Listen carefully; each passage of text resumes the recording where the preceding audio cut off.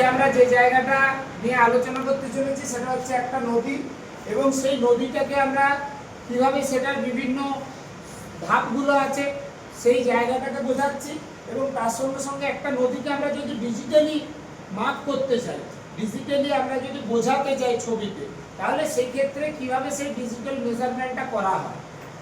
তো সাধারণত তোমরা জানো, নদী দেখেছো, নদী কোথায় শুরু হয়?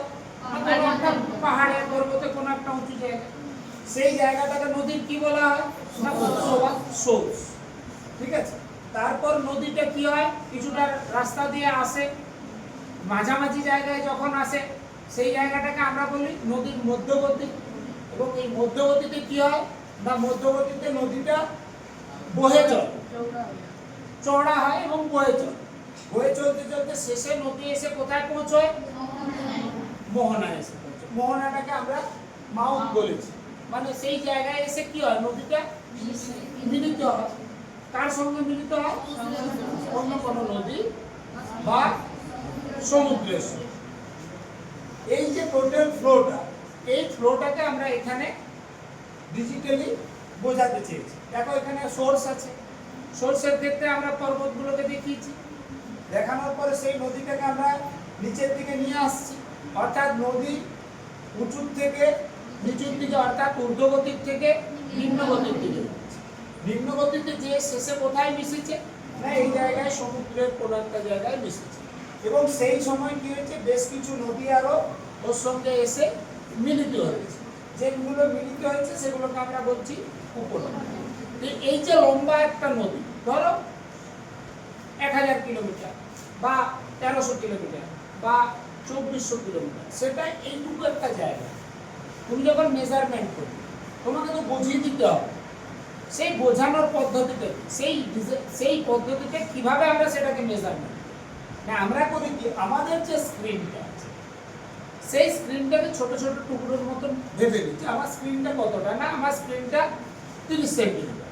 ঠিক আছে, আমার টোটাল নদীটার দৈর্ঘ্য কত, না টোটাল নদীর দৈর্ঘ্য আমার 3000 কিলোমিটার। তাহলে 30 সেন্টিমিটারকে আমি 3000 কিলোমিটার প্রেজেন্ট করার দায়িত্ব দিলাম। সেক্ষেত্রে কি করলাম না, প্রতি 1 সেন্টিমিটার কি করবে না 30 কিলোমিটার ডিস্টেন্সকে বোঝাতে সাহায্য করবে। এখানে দেখো তোমার এখানে একটা, এবং সেটা এরকম ভাবে মেজারমেন্ট করে স্কেল লেখা আছে।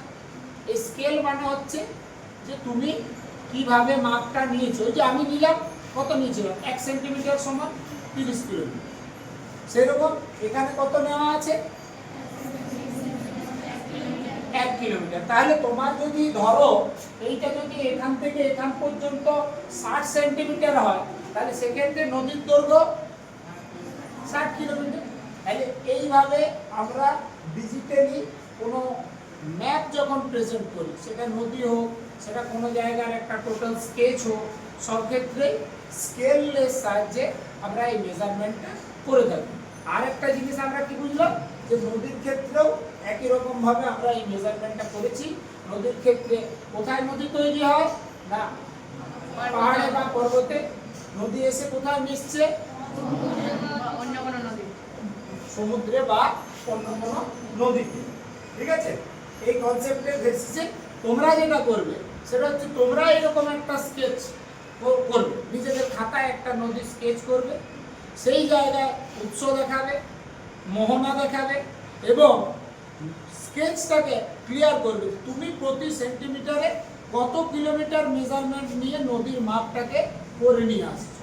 এটা হচ্ছে তোমাদের কাজ, তোমাদের করে এটা দেখাতে হবে। ক্লিয়ার?